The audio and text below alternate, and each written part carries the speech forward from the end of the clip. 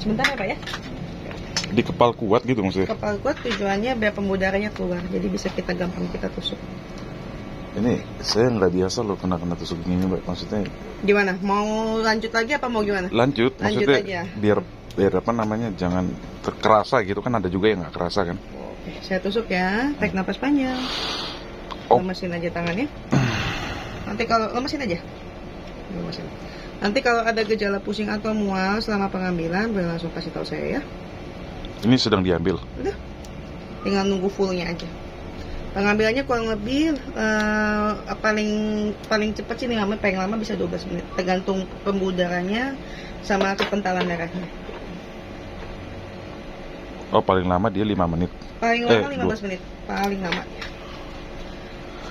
Ini sampelnya, nanti darahnya masuk kantong yang besar sini.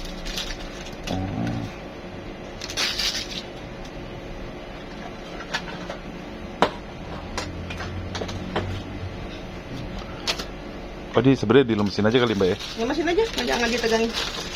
Ini udah tinggal pagi pengambilan.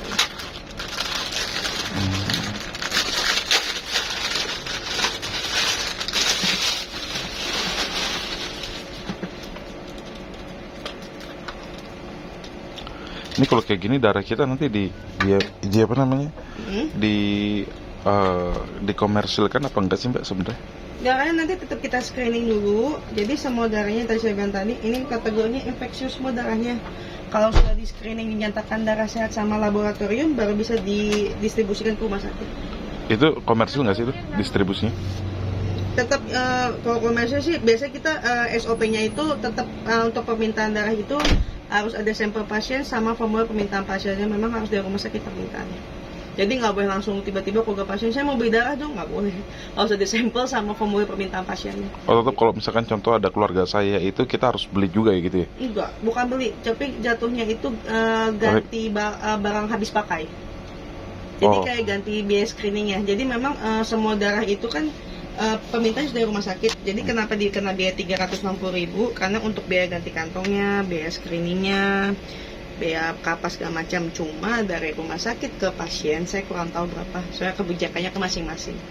Ada yang memang 800, 900. Cuma kalau kita dari PMI ke rumah sakit itu 360.000. Biasanya kan apa namanya tuh orang, ada teman saya cuci darah mulu bentar-bentar. Oh, kalau itu memang resikonya kalau cuci darah harganya pasti turun gitu. Karena kan pola makannya asupan makannya kan juga nggak boleh banyak lagi.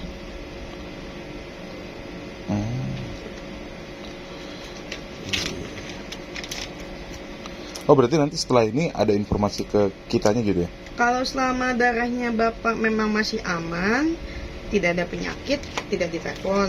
Cuma kalau darah si pendonornya ada penyakit, ada yang reaktif salah satu, biasanya nanti dokter kita ngubungin pendonornya, so datang ke PMI, nanti ada konselingnya lagi dokter sama pendonor.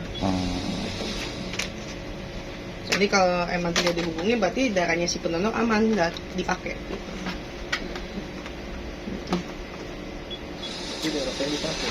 Ya selama kalau Bapak emang ininya bagus, semua penyakit ininya nggak ada yang reaktif, berarti dipakai. Jadi kan dia 3 bulan sehat ya, 2 bulan sekali sehat. Minimal 2 bulan.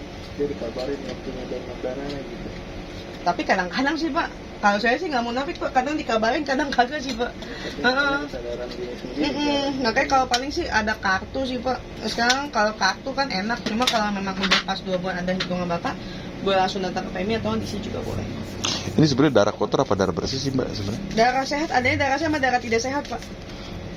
Kalau darah kotor, darah bersih nggak ada, ada darah sehat sama darah tidak sehat. Yang tidak sehat itu yang ada penyakitnya apa yang bereaktif di darahnya. Oh, berarti kalau yang alternatif tuh yang obat yang lintah-lintah itu ngebuang darah kotor itu sebenarnya kagak ada itu. Kepercayaan. Oh, kepercayaan. Kepercayaan aja Pak. Tusuk ya Pak, tarik napas panjang. Selama sini tangannya. Nanti kalau ada gejala pusing atau mual boleh langsung kasih tahu saya ya. Lu udah sholat Bang? Masih 15 menit lagi maghrib. Soal segini, lagi soal segini, sosokan cepet amat. Pas berarti Pak. Gini. Berarti kan nanti kan ini memproduksi darah baru lagi kan Mbak ya? Gitu. Nah kalau misalkan dia nggak pernah donor darah, berarti nggak memproduksi darah baru lagi dong? Produksi, cuma memang makanya kenapa kalau orang yang baru pertama kali donor biasanya darahnya kada kental. Karena kan diproduksi terus kan. Kalau cewek kan enak nih, dia mau menstruasi bisa. Makanya kalau lebih recommended sebenarnya kalau donor mah cowok. Oh gitu ya? Jadi kan kayak darah yang memang kayak udah lama kan, kalau selama darahnya sehat kan bisa kita kasih ke pasien. Nanti produksi lagi darah baru. Darahnya kan terbentuknya 57 hari semua komponennya.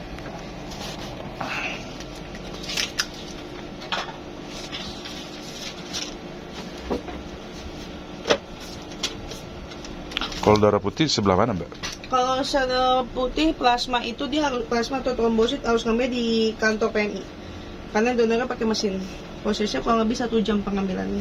Dia ada golongannya ada A, B gitu. Sama semua komponen darah ada golongan itu. Cuma kalau yang trombosit atau plasma itu dia harus ke kantor, nggak bisa mobile begini karena mesinnya besar kayak kalau sekilas kayak cuci darah sekilas. Coba kalau misalnya donor darah gini bisa mobile, bisa di mana aja gitu. Karena kan kecil dia mesinnya. Ini berapa menit? Ini pengambilannya 450, kita sesuaikan sama berat badan. Kalau satu kantong, Iya, pas 50. tapi kalau sudah bisa produksi lebih, nggak apa-apa. Nggak bisa. Itu paling full banget 350. Soalnya kan kalau dipaksain ambil semua komponen kan kita resikonya jangka panjangnya malah nanti pingsan Pak. Gitu. Mungkin ya 1 kali 2 kali nggak pingsan, cuma pas nanti ke selanjutnya kita kan nggak tahu riwayat penyakit orang kan. Gitu. Itu ada yang nggak nyampe ya. Itu, kalau untuk semua komponen ini kita pengambilannya 450 sama ratain. Mbak, darah kita sama darah orang luar negeri sama apa enggak sih? Kalau nggak ada penyakitnya mah ya sama aja sih Pak. Maksudnya A di sini sama A di sana tuh sama. Kalau di luar negeri kebanyakan resusnya negatif sih Pak.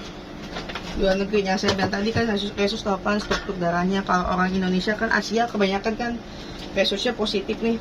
Kalau orang Eropa kebanyakan resusnya negatif gitu. Oh yang bule-bule itu ya? Iya betul.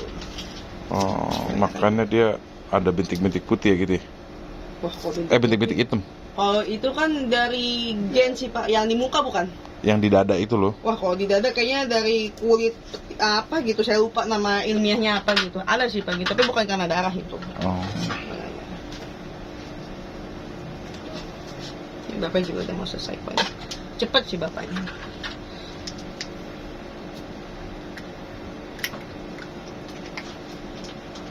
Emang ada yang pingsan begini Mbak? Ada? Muntah-muntah di mana? Ada muntah, kejang aja ada kok. Kalau dia baru donor atau memang dia kondisi badannya lagi gak enak tapi dipaksain donor, ada juga begitu. Alasannya kenapa Mbak? Maksudnya kan apakah karena pertama doang? Bisa karena pertama atau memang kondisinya pas lagi itu lagi gak enak, cuma dipaksain buat donor. Kan ada tesnya sebelum ini kan. Oh ini dia contoh tidurnya cukup apa enggak, tekanan darahnya gimana segala macem. Tetap di MCU, cuma kan di tensinya memang masih normal, HB-nya oke, ya kita udah masuk klasifikasi kan. Cuma ya kadang ada pendonor yang memang gak jujur. Saya misalnya dia tidurnya jam 3 pagi, tapi bilangnya jam 11 malam cuma gagal pengen donor, efek sampingnya bisa pingsan. Ada kayak gitu. Makanya. Kok bisa ngaruh ke pingsan ya Mbak? Pasti kan ininya kan oksigennya kurang dia ke otaknya, makanya pasti mah pingsan pastinya. Ini udah selesai ya, cabut, tarik nafas panjang, ditekan aja kapasnya. Oke, boleh tangannya naikin ke atas dulu seperti ini biar darahnya ngalir. Ini darahnya diambil dari mana sih Mbak? Itu pembuluh darah, vena. Oh, yang di hati itu bukan? Bukan, vena itu pembuluh darah yang sini, yang nonjol gini nih, yang buat impuls nih, yang buat ambil darah. Oh. Kalau arteri dia di sini, kayak nadi. Kalau kapiler dia di kulitnya. Itu yang tadi ini cek HB itu di kapiler, ya namanya. Oh. Itu banyak dia. Oh, tapi itu kan cuma 450 mili. Berarti di kaki kita ada darah, nyalurnya ke sini juga tuh. So kan aliran Random. darah kan ngalir semua Pak. Oh, random berarti. Iya semuanya Pak. Jadi ya ikutin aliran darahnya Pak. Kalau jantungnya alirannya lancar dari atas sampai ke bawah mah nggak masalah. Diturunin lagi Pak tangannya. Boleh saya pressing. Ada keluhan pusing mulu nggak Pak? Enggak sih. Nggak ada ya. Oke, kita kan lagi aja kapasnya. Ini mau saya plaster. Ini saya baru pertama sih sebenarnya, tapi emang nggak kenapa-napa Mbak. Nggak apa-apa. Kalau sama kondisi badannya masih oke, masih kuat, nggak masalah.